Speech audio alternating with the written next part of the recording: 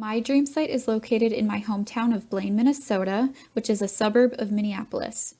And although there is a high concentration of Caucasian people in this area, more and more people of different ethnic backgrounds are moving into Blaine, so diversity is on the rise.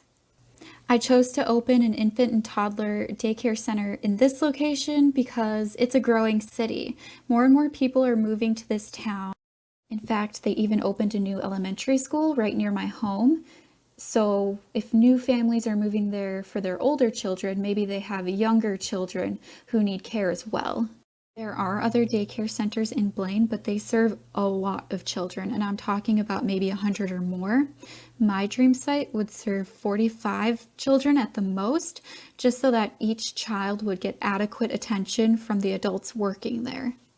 The staff to child ratio would follow the classic 1 adult to 4 infants and 1 adult to 7 toddlers. I really don't want my dream site to be open for 12 hours a day just because I know some parents will leave their children in childcare for that long. So I think, keeping in mind the parents' work schedule, I think a good time to be open would be 7:30 a.m. and then we would close around 6 p.m. at the latest. So this is the infant room I designed. I really love an open concept room, and I wanted to give the infants lots of space so that new walkers can stretch their legs and explore throughout the room in different areas. I just wanted to point out a few things before I jumped into specific areas. Like, for one, I have the table pushed up against the wall on the right-hand side because I wanted to create that open concept room. Plus, if I had it up against a window, I fear that the babies might climb on top of the table to look out the window, which isn't safe. So I have it up against the wall. Now, during meal times, the staff members would pull it out a little, which I'll show you how later in the video. But I just didn't want the staff to move it a long distance just because I know how heavy those tables can be. I also have the crib room and a little storage area in the back of the room, which looks a little weird from the bird's eye view, but I'll explain my rationale later in the video when we get to that area. This is the entrance to the infant room. We have the main door in the corner, and I have it opening outward instead of inward because I fear that if the babies sit in the way of the door, they might get hit, and that's not very safe. I also put the cubbies right next to the main door so that parents have easy access to putting things in there and taking things out. You'll notice a message board above the cubbies so that parents can read what's going on in the classroom. Maybe you could post a lunch menu there. I thought this particular board was interesting because there's a mirror strip in between the two whiteboards. And that way, maybe when the parents come in carrying the infant on their hip, they can both look at it together and talk about their facial expressions or feelings, like, "Oh, look, we're happy to be at daycare today." And then they smile in the mirror. I also put some hanging plants on the walls just so that they're out of the infant's reach. I fear that if I had potted plants on the ground, they might get into them and try chewing on them, which isn't necessarily safe. But I still wanted to include plants because I think it gives the daycare center that home-like touch the article talked about. The article also talked about the importance of quiet areas, which I've included in a couple places throughout the classroom, but I wanted to put one right here just so that it was close to the teacher chair.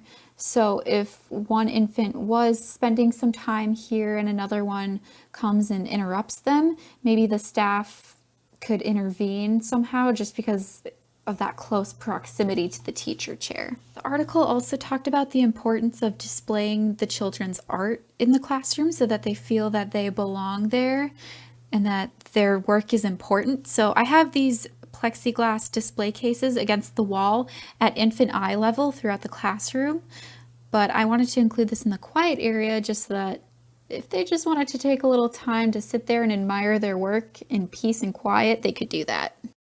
This is the eating area in the infant room. I thought it was important to include counter space, a sink, a mini refrigerator, and a trash can in this area just so that it was easier for preparing and cleaning up the infant's food and bottles. I've also included an overhead cupboard which could be used to store plates, bowls, plastic silverware so that they could prepare the older infants for the toddler room, or maybe even snacks that don't need to be cold, like puffs or goldfish. It's important to note that these counters are on wheels and ideally they would be stationary. I don't want the counters to move, but this is the only option the computer program had for me.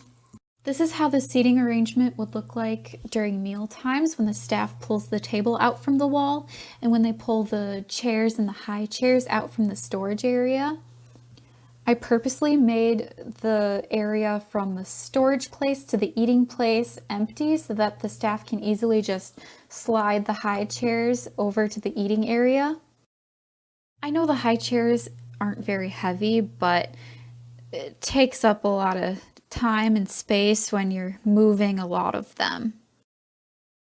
And this is what the eating area would look like if you're standing at the counter serving the infants food. So on the left, we have these gray high chairs, which would be used for infants beginning to eat table foods, so I'd say around 6 months of age. But a couple months after that, we can move them into these high chairs in the center, which are a bit lower to the ground. I'd say infants around 9 months are ready to be seated here. And then finally, the older infants, like 12 months to 16 months, can be seated at the table in the bottom right-hand corner. The only thing I would swap out would be the chairs at the table. I would much rather have them be in buckle seats than actual chairs like how we have here, but that's all the computer program gave me. It's also important to note that you would bring out as many gray high chairs, lower high chairs, or table chairs as you would need based on the infants in the classroom. We have extras in the storage room, but this is just an example of how a staff member might set up the eating area. So I kind of split up my classroom based on noise. In the front of the classroom near the door, we have the active area, but near the back of the classroom, I intentionally wanted it to be quieter, so that's why we have the swings here where the younger infants can sleep throughout the day. I also put a rocker back here so that the staff members can bottle feed the infants in a more peaceful area. And I figured if the storage room was back here too, there would be less noise because nobody's going to be back there. This is the back of the room where we have the storage area and the crib room. And they're purposely behind plexiglass with a gate so that only the adults could get back there. We don't want the infants crawling in the storage area or under the cribs because that wouldn't be safe. I wanted the teacher cabinet to be behind this plexiglass border just so that the infants couldn't get back to it. I know the teachers sometimes store things like scissors or personal items, and I just don't want the infants to get into that. I know that if you're looking at something on a higher shelf, they'll crawl by your feet and start digging in the lower level shelves. So I think it's just best if we block them off from this completely. I really like that the cribs they had were on wheels so that when no children are in the room, you can move all the cribs out and easily clean back there. The only thing I didn't like about these cribs were that they had pillows on all of the mattresses, which I don't think is very appropriate because of SIDS, but I chose this particular style of crib because they also had 2 evacuation cribs, which I think are crucial to have in an infant classroom. In case there's a fire, you can load them up in the 2 evacuation cribs and then bring them to the exterior door, which is nearby. I'll show you later, but yeah, the evacuation cribs are these square ones on the very right-hand side, and I purposefully had them closer to the gate so it's easier to get those out. I also put the crib room back here just so that it's quieter and darker for them. I purposely had no windows back here so that it's darker, maybe easier for the infants to fall asleep, and it's a lot quieter because the main door is across the room as well as the active area. This is another quiet area in the room. It's mainly geared more towards the younger infants, but I'd be okay if the older ones wanted to come here as well, mainly because I want this plexiglass against the wall to be like the family picture display. And if they're feeling sad or missing their mom or dad, they can come here and look at the pictures. I have an infant support pillow, a few bobby pillows, and then a few regular pillows. mainly as like comfort or support items if the infants want to use them while they look at the pictures. I also have this mat that the younger ones can use to roll around and explore that way. This exterior door here is used for emergencies only. Otherwise, it's locked and an alarm is set if it does open throughout the day. And I wanted it to be a glass window so the younger infants who are crawling or maybe just sitting can peek out the window here if they can't reach the taller ones that are a bit higher off the ground. And I also wanted this door to be by the crib room so that if there was an emergency like a fire, you could easily load up the evacuation cribs and move them out the door to a safer place, like if there was a front yard or if you had a parking lot with a sidewalk. The last notable item in this area is the changing table, which includes a trash can, a changing platform, a sink, an overhead cupboard, and a mirror. Preferably, I would put the trash can inside one of the lower cupboards just so that the infants can't get into it and pull the dirty diapers out, which would be unsafe and unsanitary, but I wasn't sure if this one included a trash can inside here. But the mirror is used for the infants. They really like looking at themselves when you bring them to the table and when you pick them up and take them away from the table. I've also included the overhead cupboard for storing the diapers and the diaper cream, whatever you need to change the diapers. It'll be an easy reach. And finally, we have the active area in the infant room. I've included some larger items that they can use to work on their gross motor skills, like this tunnel they can crawl through, or if they want to walk or crawl up this little foam step platform to look out the window, they can do that too. I've also included a larger wooden climber in the corner.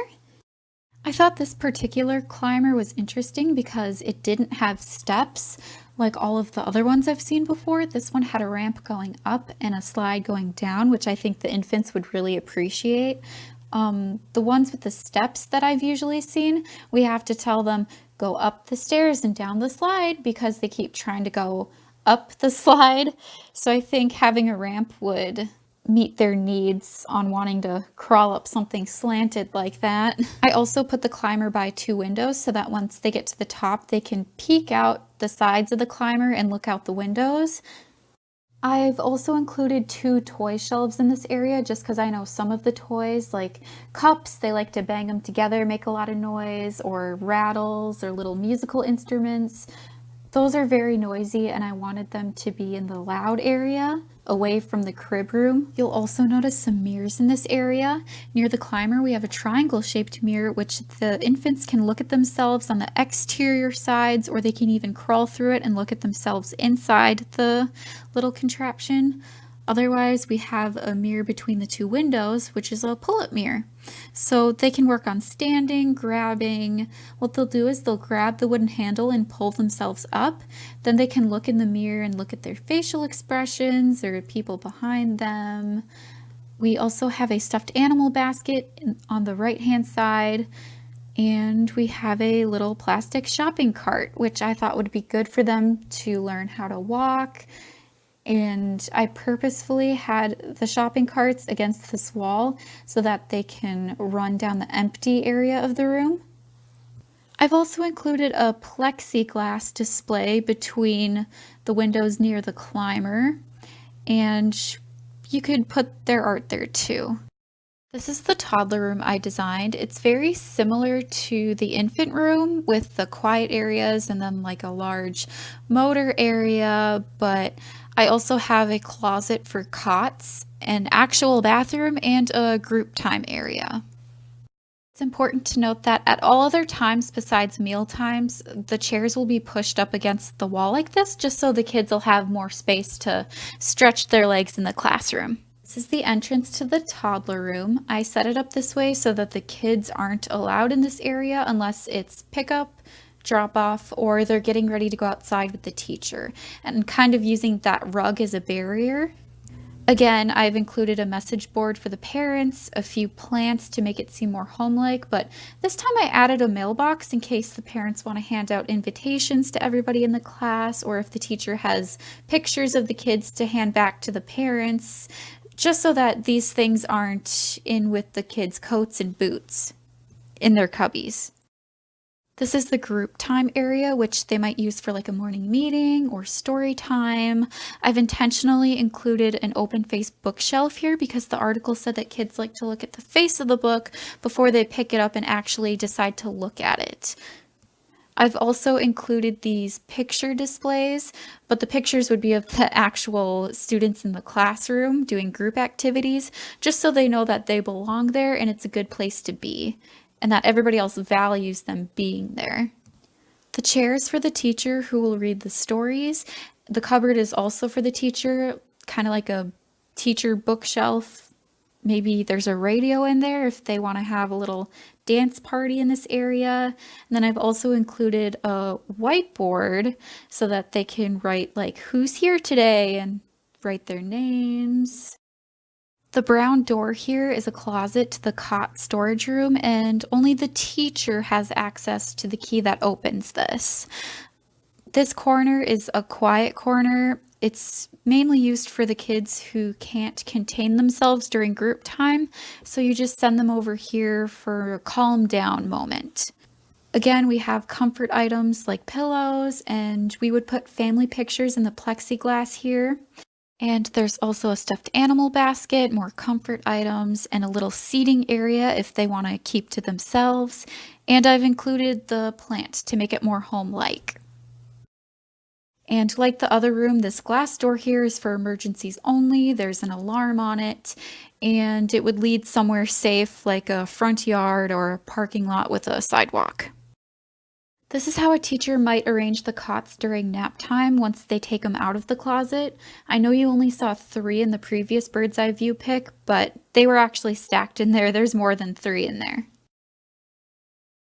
I'm going to call this area the messy area just because we have 2 sensory tables and then 1 painting easel.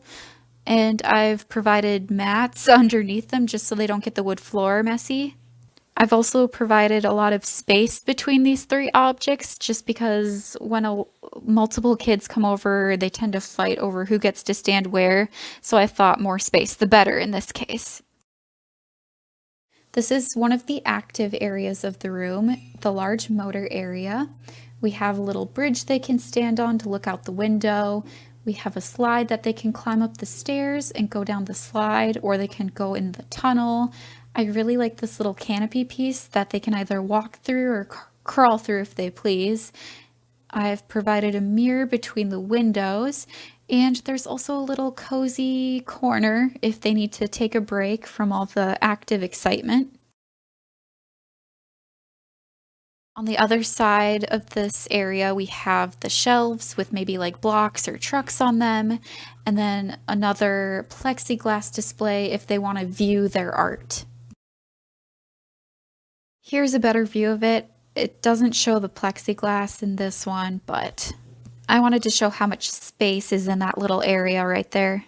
This is the dramatic play area. It looks a bit crowded, but if you look back to the bird's eye pic, you'll realize that these items aren't as close together as this angle makes it seem like, but we have a little dress-up closet here where they can look in the mirror on the side or on the wall. We have a few doll items like a doll bed, a crib, and a high chair.